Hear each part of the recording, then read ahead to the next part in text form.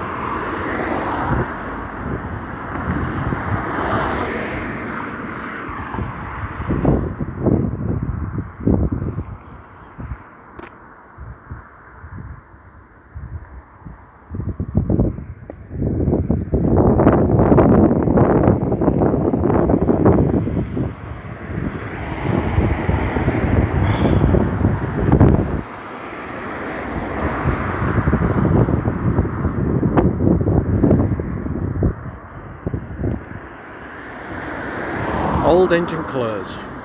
Street names are fascinating, aren't they? I'm guessing that's something to do with, like, you know, when people say the little engine, as in like an old name for a train. So maybe there used to be a railway that came through here. Actually, it kind of looks like that path used to be part of a tram or railway line. I never thought about that. Huh. Anyway, just so you know, since 7 minutes in, this is another Lee's Larks episode, and I'm going to do a follow-up, well, as part of this video, with editing and all that juice. Yeah, so let's continue mooching on.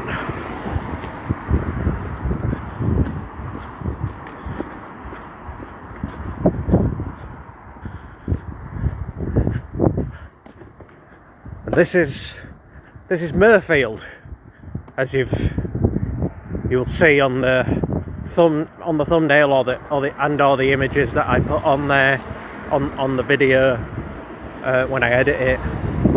You know, somewhere around here, the great actor Patrick Stewart was born.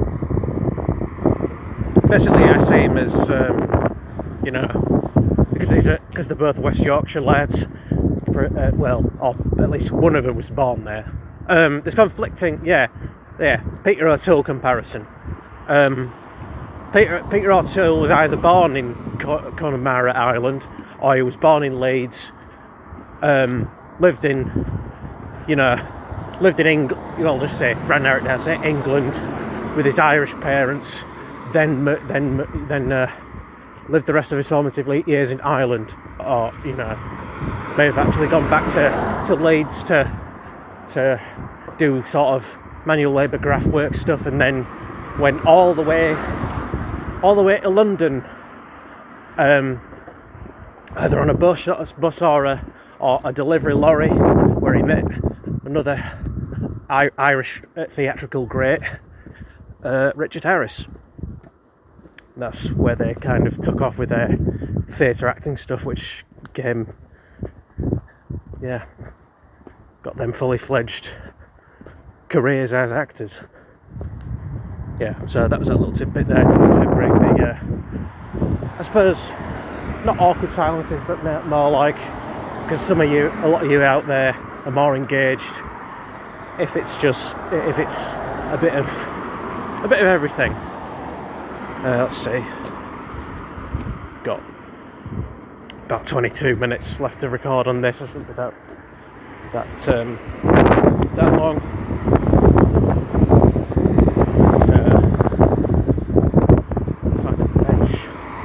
Find a bench somewhere, nice bench, night in the breeze, because I want to do a door to door. I'm trying to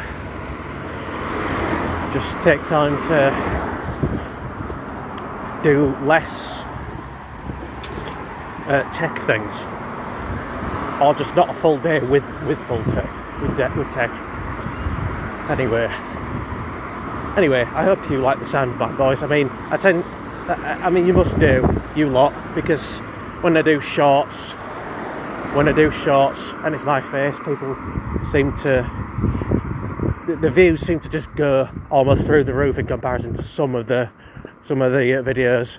I mean, I do appreciate all the views I had on my Ruminations video about Kill Bill Vol 3, obviously working title. I'm not making it, it's an idea, shit, you got me set, run over.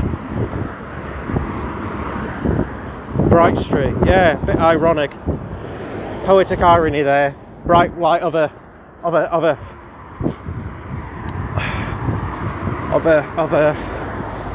Tuesday chariot, you work that out. Some big people carry a thing. So yeah. Anyway, yeah. Speaking of Patrick Stewart, I don't know if Mirfield was ever this sort of borderline suburb, almost posh looking in comparison. I like the house up here. I've always liked that bungalow look. My great grandparents in somewhere in Morley, kind of near Leeds, they used to live in a nice bungalow. I don't know if they lived there since like the 50s, like when my nan was born, or they moved into the 70s when they decided to just, buy up, as it were.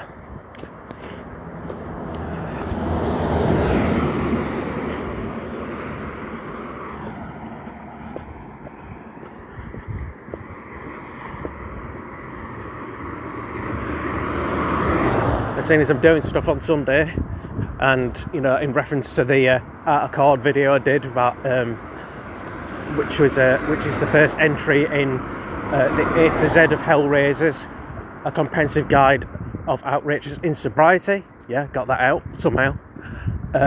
First entry is of Art of Chord, like I said, lost my train of thought there, and for a kind of a joke in the intro about Muddy Waters. Ain't It a Shame, which was more famously probably covered by Nirvana.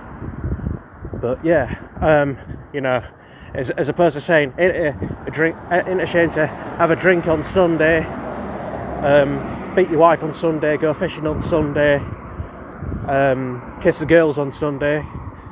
It's like, ain't it a shame to take a walk on Sunday when you got Monday, Tuesday, Wednesday. Who says that? Oh dear. God knows how many views this video will get with me being a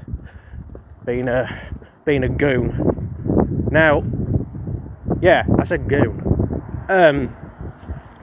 There were mates of mine who said that when I was at high school, slightly younger, my age, a bit older, etc., etc.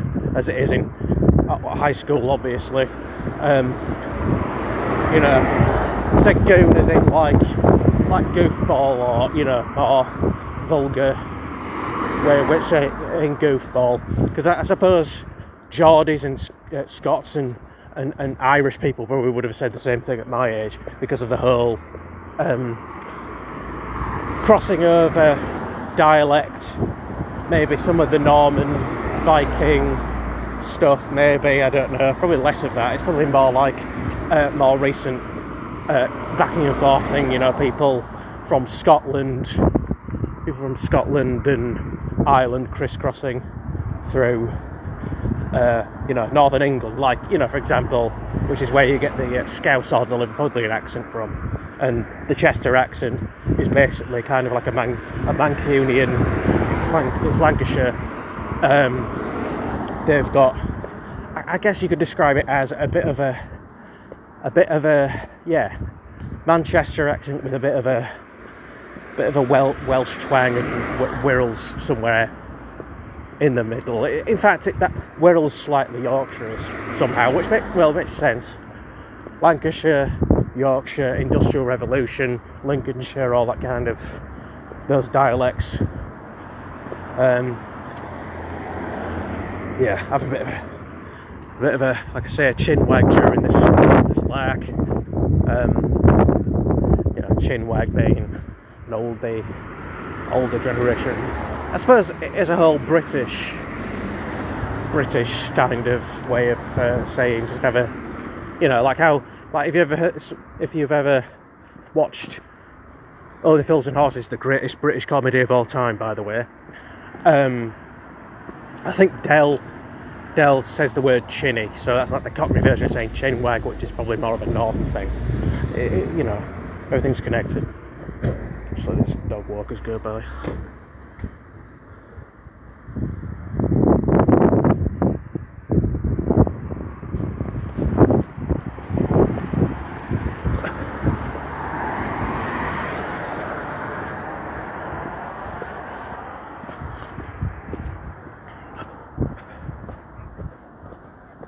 Yeah, a lot posher than probably the area that good old Paddy Stew grew up in. I don't actually know where specifically he grew up, but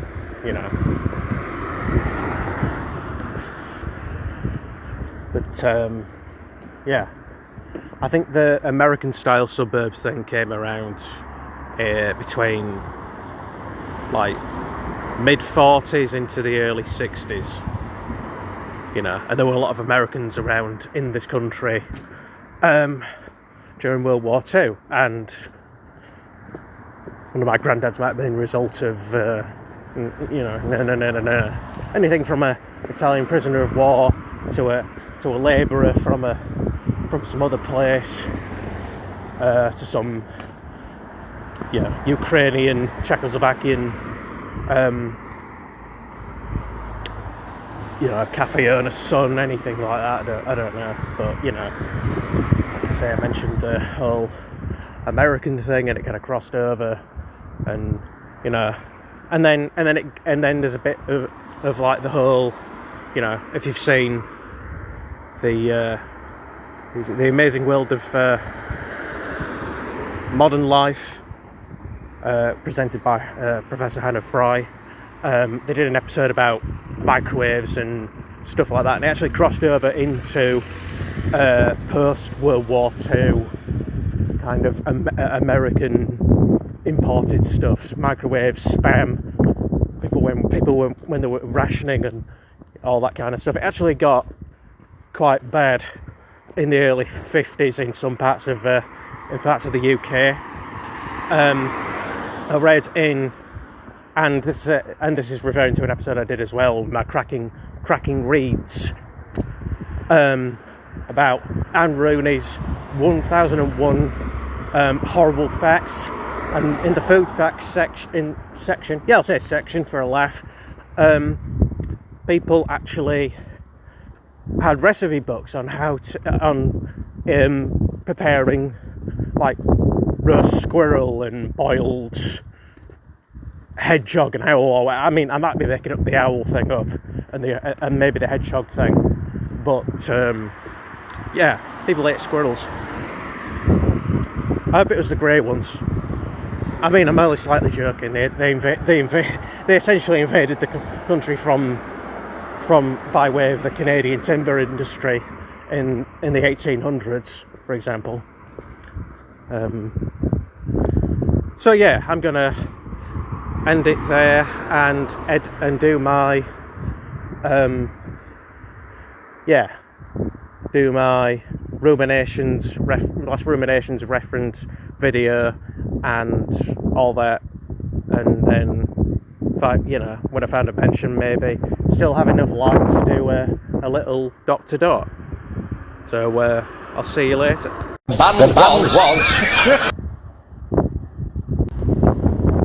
So yeah, you might have seen that little joke I did before doing this part of the video. Yeah, this is the one about my Ruminations thing, about the last one, the Normans, the Moors, the Franks, blah blah blah. I'll put that in as like a short. Well, actually, no, it's not going to be a short because it's going to be part of the same video. You daft apeth, as my mum would have said. May she rest in peace. Anyway, yeah, I'm just sitting at a park bench at the Savile Arms, not having a pint.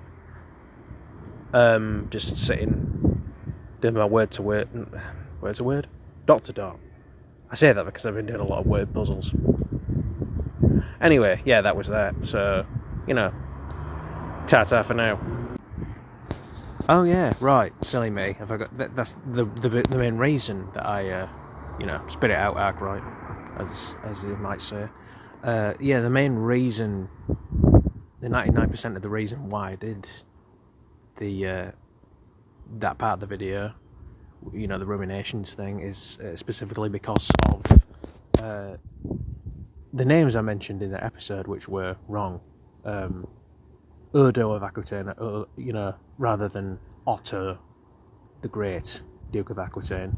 Two of them actually, probably father and son, or son and grandson. You know how it works back then in early medieval times. And what was it, Athelstan? Yeah, he's the monk. Yeah, I was referencing Vikings, wasn't I? He's the monk that Floki really fucking hates. From Northumbria, which is also, the place that King Aela hold dominion over. Hence the whole mentioning of him, and I meant Egbert. And I mentioned that in the description of said episode, but I thought I might as well just mention it here too. So I'll stop whittering on and get back to my puzzle. Peace.